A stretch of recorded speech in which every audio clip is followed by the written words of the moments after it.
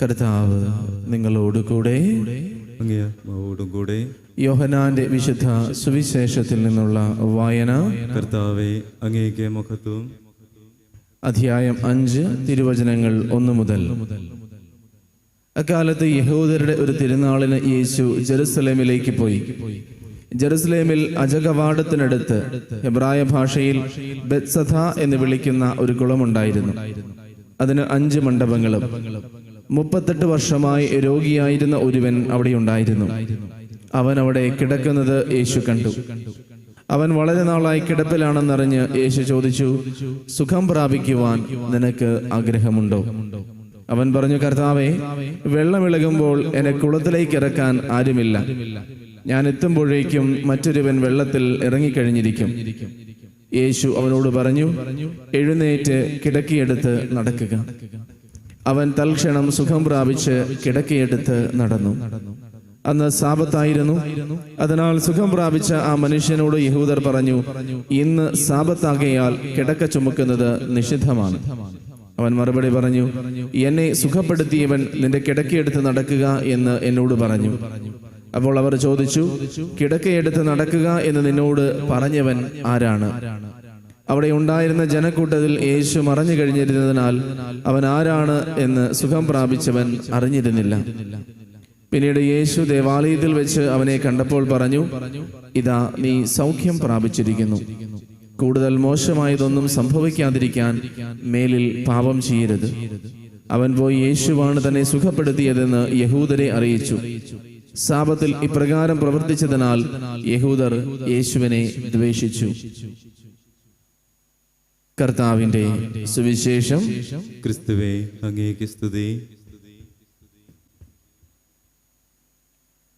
ഈശോയിൽ പ്രിയമുള്ളവരെ, നമ്മൾ ഈ നാളുകളിൽ യോഹന്നാന്റെ സുവിശേഷത്തിൽ നിന്നാണ് വായിച്ചു കേൾക്കുന്നത്. നമുക്കറിയാം, ഇന്നലെ പറഞ്ഞതുപോലെ യോഹന്നാന്റെ സുവിശേഷത്തിലെ അത്ഭുതങ്ങളെന്നല്ല, അടയാളങ്ങളെന്നാണ് വിളിക്കുന്നത്. അടയാളങ്ങൾ എന്തിനുള്ളതാണ്? യാഥാർത്ഥ്യത്തിലേക്ക് വിരൽ ചൂണ്ടുന്നതിനാണ് അടയാളങ്ങൾ ഉപയോഗിക്കുന്നത്. അടയാളങ്ങളല്ല അതിൽ തന്നെ യാഥാർത്ഥ്യം. എന്നാൽ യഥാർത്ഥത്തിലുള്ള റിയാലിറ്റി, അതിലേക്ക് വിരൽ ചൂണ്ടുവാനാണ് അടയാളങ്ങൾ ഉപയോഗിക്കുന്നത്. ഇന്ന് നമുക്ക് പരിചിതമായ ഒരു കഥയാണ്, അല്ലെങ്കിൽ ഒരു സംഭവമാണ് സുവിശേഷത്തിൽ നമ്മൾ വായിച്ചു കേൾക്കുന്നത്. ബത്സൈദ കുളക്കരയിൽ ഉണ്ടായിരുന്ന രോഗിയെ കർത്താവ് സുഖപ്പെടുത്തുന്നു. നമ്മുടെ സാധാരണ ചിന്താഗതി ഇതൊരു തളർവാദ രോഗിയാണെന്നുള്ളതാണ്. പക്ഷേ ബൈബിൾ കൃത്യമായിട്ട് അതിനെക്കുറിച്ച് തളർവാദ രോഗിയാണെന്നൊന്നും പറയുന്നത്. അവൻ രോഗിയായിരുന്നു. 38 വർഷമായിട്ട് അവൻ രോഗബാധിതനായിരുന്നു. അവൻ ഏറെ നാളായി കിടപ്പിലാണെന്നറിഞ്ഞ് യേശു ചെന്നു. ഇതൊക്കെയാണ് ചിലപ്പോൾ നമ്മൾ പറയുന്നത്, അവൻ തളർവാദ രോഗിയാണ്. ഓക്കെ, എന്തു തന്നെയാണെങ്കിലും കർത്താവ് അവനോട് ചോദിക്കുന്ന ചോദ്യം ഇതാണ്, നിനക്ക് സുഖം പ്രാപിക്കാൻ ആഗ്രഹമുണ്ടോ? 38 വർഷമായിട്ട് തളർന്നു കിടക്കുന്ന ഒരാളോട് നമ്മൾ ചോദിക്കുകയാണ്, നിനക്ക് സുഖം പ്രാപിക്കാൻ ആഗ്രഹമുണ്ടോ എന്ന് ചോദിച്ചാൽ അയാൾ നമ്മളെ ചീത്ത വിളിക്കും. ഈ ഒരു കുളക്കരയിൽ കിടക്കുന്ന, നമ്മൾ സുവിശേഷം വായിച്ചറിയാം, 4-ാമത്തെ വചനം ബൈബിളിൽ ഇപ്പോൾ ഡയറക്റ്റ് ആയിട്ട് എഴുതാറില്ല. അത് അടിയിൽ ഒരു ഫുട് നോട്ട് പോലെ എഴുതുന്നത്. കാരണം അവർ വിശ്വസിച്ചിരുന്നു, ഇടയ്ക്കിടയ്ക്ക് മാലാഖ വന്ന് ഈ കുളം ഇളക്കും, അപ്പോൾ ആദ്യം ഇറങ്ങുന്നയാൾ സുഖപ്പെടും. അപ്പൊ കർത്താവ് ഈ മനുഷ്യന്റെ അടുത്ത് ചോദിക്കുകയാണ്, നിനക്ക് സുഖപ്പെടാൻ ആഗ്രഹമുണ്ടോ? ഇയാൾ പറയുവാണ്, എന്നെ കുളത്തിലിറക്കാൻ ആരുമില്ല, ഞാൻ എത്തുമ്പോഴത്തേക്ക് മറ്റാരെങ്കിലും ഇറങ്ങിക്കഴിഞ്ഞിരിക്കും. പ്രിയമുള്ളവരെ, ഈ വ്യക്തിയോട് മാത്രമല്ല, താൻ സുഖപ്പെടുത്താൻ ആഗ്രഹിക്കുന്ന പലരോടും യേശു ചോദിക്കും, ഞാൻ നിനക്ക് വേണ്ടി എന്തു ചെയ്തു തരണമെന്നാണ് നീ ആഗ്രഹിക്കുന്നത്?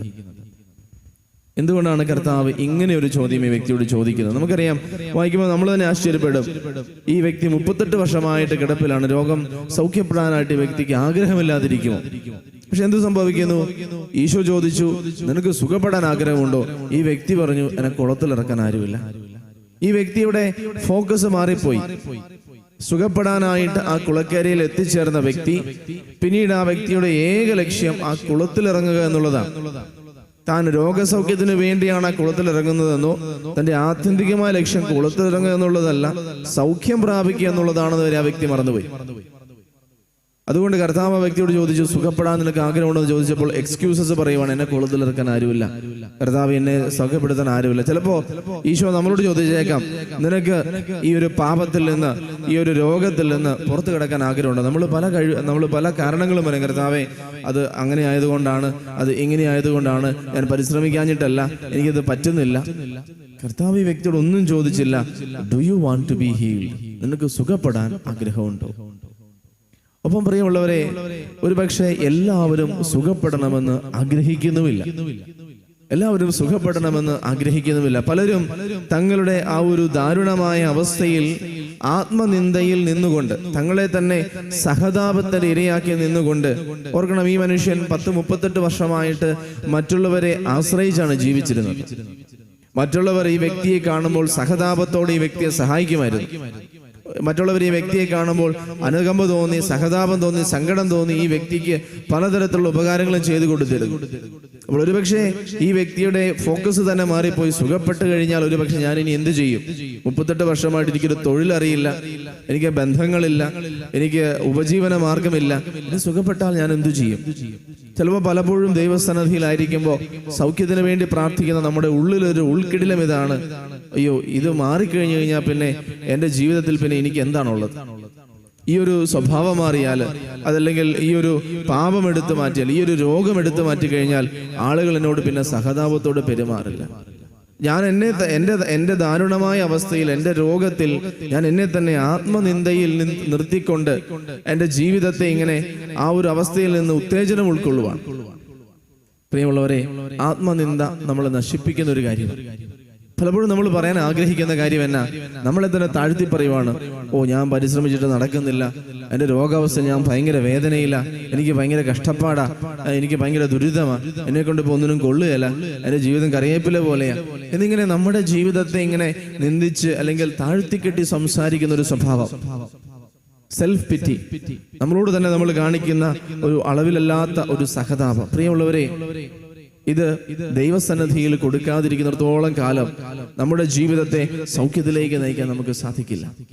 ഇന്ന് ഈ ഒരു സുവിശേഷ ഭാഗം നമ്മൾ വായിക്കുമ്പോഴും ഓർക്കണം, ഇതിന്റെ ഏറ്റവും വലിയ ഫോക്കസ് എന്താണ്? യഥാർത്ഥ സൗഖ്യം തരുന്നത് കർത്താവാണ്. വെള്ളമല്ല സൗഖ്യം തരുന്നത്, ആചാരങ്ങളല്ല, അനുഷ്ഠാനങ്ങളല്ല സൗഖ്യം തരുന്നത്. സൗഖ്യം തരുന്നത് കർത്താവാണ്. ആദ്യ വായനയില് എസെക്കിയേൽ പ്രവാചകന്റെ പുസ്തകത്തിൽ ആ ദേവാലയത്തിനടിയിൽ കൂടി ഒഴുകുന്ന ഒരു നദിയെക്കുറിച്ച് നമ്മൾ കണ്ടു. ആ വെള്ളം, ആ നദി എപ്പോഴും ജീവന്റെ പ്രതീകമാണ്, സൗഖ്യത്തിന്റെ പ്രതീകമാണ്. അതുകൊണ്ടാണ് അതിന്റെ കരകളിൽ നിന്നിരുന്ന വൃക്ഷങ്ങൾ എപ്പോഴും പുഷ്ടിപ്പെട്ടും പുഷ്പിച്ചു നിന്നിരുന്നെന്ന് വചനം പറയുന്നത്. വീണ്ടും സങ്കീർത്തനത്തിൽ നമ്മൾ വായിക്കുന്നുണ്ട്, നദീതീരത്ത് നട്ട മരം പോലെ അതിലെ വേരുകൾ അതിലേക്ക് ആഴ്ന്നിറങ്ങിയിരുന്നു. ജെറമ്യ 17 നമ്മൾ ഇത് കാണുന്നുണ്ട്. ദൈവത്തിൽ ആശ്രയിക്കുന്ന വ്യക്തി, ദൈവത്തോട് ചേർന്ന് നിൽക്കുന്ന വ്യക്തി നദീതീരത്ത് നട്ട മരം പോലെയാണ്. എന്താണ്? അതിന്റെ വേരുകൾ ആഴ്ന്ന നദിയിലേക്ക് ഇറങ്ങിയിരിക്കുന്നത് കൊണ്ട് വേനൽക്കാലത്ത് പോലും ആ മരം വാടിപ്പോവില്ല. പ്രിയമുള്ളവരെ, ആ ഒരു പ്രതീകം തന്നെയാണ് ഈ ഒരു ബെത്സേദ കുളക്കരയിൽ ആ ഒരു വെള്ളം ജീവന്റെയും സൗഖ്യത്തിന്റെയും പ്രതീകമായിട്ട് അവതരിപ്പിച്ചിരിക്കുന്നത്. പക്ഷെ എന്താണ്? സൗഖ്യം തരുന്നത് ആ വെള്ളമല്ല, അത് വെള്ളം ഒരു പ്രതീകമാണ്. സൗഖ്യം കർത്താവിൽ നിന്ന് വരും. നിന്റെ ജീവിതത്തിന്റെ സൗഖ്യദാതാവ് ദൈവമാണെന്നറിയുന്ന നിമിഷം ഏതൊരു ജീവിതാവസ്ഥയിലും ഡോക്ടർമാരിലൂടെയും നഴ്സുമാരിലൂടെയും മരുന്നുകളിലൂടെയും ഒക്കെ നിന്നെ സുഖപ്പെടുത്തുന്നത് കർത്താവ് തന്നെയാണ്. ആത്മീയമായും ശാരീരികമായും മാനസികമായും നിന്നെ സുഖപ്പെടുത്തുന്നത് കർത്താവാണ്. കാരണം അവനാണ് നിന്റെ ജീവിതത്തിന്റെ നാഥനും ഉടയവനും. പ്രിയമുള്ളവരെ, ഈ ഒരു രോഗിയെ പോലെ നിന്നെ സുഖപ്പെടുത്തിയത് ആരാണ് എന്ന് ചോദിച്ചപ്പോൾ എനിക്കറിയില്ല എന്ന് പറയുന്ന ഭീരുത്വവും നന്ദിയില്ലായ്മയും നമ്മളിൽ ഉണ്ടാകാതിരിക്കട്ടെ. തന്നെ സുഖപ്പെടുത്തി ഇത്രയും നാളും വേദനിച്ചു കഴിഞ്ഞാൽ തന്നെ സുഖപ്പെടുത്തിയവൻ ആരാണെന്ന് ചോദിക്കാനോ പേര് ചോദിക്കാനോ നന്ദി പറയാനോ ഈ മനുഷ്യൻ മെനക്കെട്ടില്ല. പിന്നീട് താൻ കിടക്ക ചുമക്കുന്നത് കണ്ട് ചോദ്യം ചെയ്ത യഹൂദരോട് ഈശോയെ കാണിച്ചു കൊടുത്തിട്ട് പറയണം, അതേ ദേണ്ടേ ആ നിൽക്കുന്നവനാണ് എന്നെ സുഖപ്പെടുത്തിയത്. എന്ത് സംഭവിച്ചു? വചനം വ്യക്തമായിട്ട് പറയാണ്, ഈ ഒരു കാര്യം നിമിത്തം യഹൂദർ യേശുവിനെ വളരെയധികമായിട്ട് ദ്വേഷിച്ചു. അവനെതിരെ പ്ലാനുകൾ ഗൂഢാലോചന ചെയ്യാൻ തുടങ്ങി. യേശുവിനെ നമ്മളിങ്ങനെ സൗകര്യപൂർവ്വം ഇങ്ങനെ മാറ്റിക്കളയുന്ന, കോംപ്രമൈസ് ചെയ്യുന്ന ഒരു ജീവിത അനുഭവത്തിലേക്ക് നമുക്ക് എത്തിപ്പെടാതിരിക്കാം. കർത്താവിനെ ഏറ്റുപറയാൻ, കർത്താവിനെ ധൈര്യത്തോടുകൂടി കർത്താവിന് വേണ്ടി നിലകൊള്ളുവാൻ പ്രിയമുള്ളവരെ ഈ കാലഘട്ടത്തിൽ നമുക്ക് സാധിക്കട്ടെ. കർത്താവും നിങ്ങളുടെ ജീവിതത്തിലേക്ക് കടന്നു വന്ന് ദിവ്യബലിയിലൂടെ നിങ്ങളോട് ചോദിക്കുന്നുണ്ട്, സുഖപ്പെടാൻ ആഗ്രഹമുണ്ടോ? എന്നെ ആരും അങ്ങോട്ട് കൊണ്ടുപോയില്ല, എന്നെ ആരും ഈ സ്ഥലത്തോട്ട് കൊണ്ടുപോയില്ല, എനിക്ക് വേണ്ടി ആരും അങ്ങനെ ചെയ്തില്ല എന്ന് പറയാതെ കർത്താവിനോട് പറ, കർത്താവെ സുഖപ്പെടാൻ എനിക്ക് ആഗ്രഹമുണ്ട്. കർത്താവ് നിന്നെ സുഖപ്പെടുത്തുന്നത് എന്തിനാണ്? നിന്നിലൂടെ ദൈവമഹത്വം വെളിപ്പെടാനാണ്. സുഖപ്പെടുക എന്നുള്ളത് ഒരു എക്സെപ്ഷനാണ്, നിനക്ക് തരുന്ന ആർക്കും കിട്ടാത്തൊരു സമ്മാനമാണ്. അത് എന്തുകൊണ്ടാണ്? യോഗ്യതയേക്കാൾ ഉപരി ദൈവത്തിന്റെ മഹത്വം നിന്നിൽ പ്രകടമാകുന്നതിന് വേണ്ടിയാണ് ദൈവം നിന്നെ സുഖപ്പെടുത്തുന്നത്. ദൈവം നിന്നെ അനുഗ്രഹിക്കുന്നത്, നിന്റെ ജീവിതത്തിൽ പ്രവർത്തിക്കും. ദൈവസന്നിധിയിൽ ആ ഒരു മനോഭാവത്തോടെ നമുക്ക് പ്രാർത്ഥിക്കാം. കർത്താവേ, എന്നെ സുഖപ്പെടുത്തണമേ, എന്നിലൂടെ നിന്റെ മഹത്വം മറ്റുള്ളവരിലേക്ക് എത്തട്ടെ, എന്നെ നിന്നെ ജീവിക്കുന്ന സാക്ഷിയാക്കി മാറ്റണമേ. ദൈവം നമ്മെ അനുഗ്രഹിക്കട്ടെ. ആമേൻ.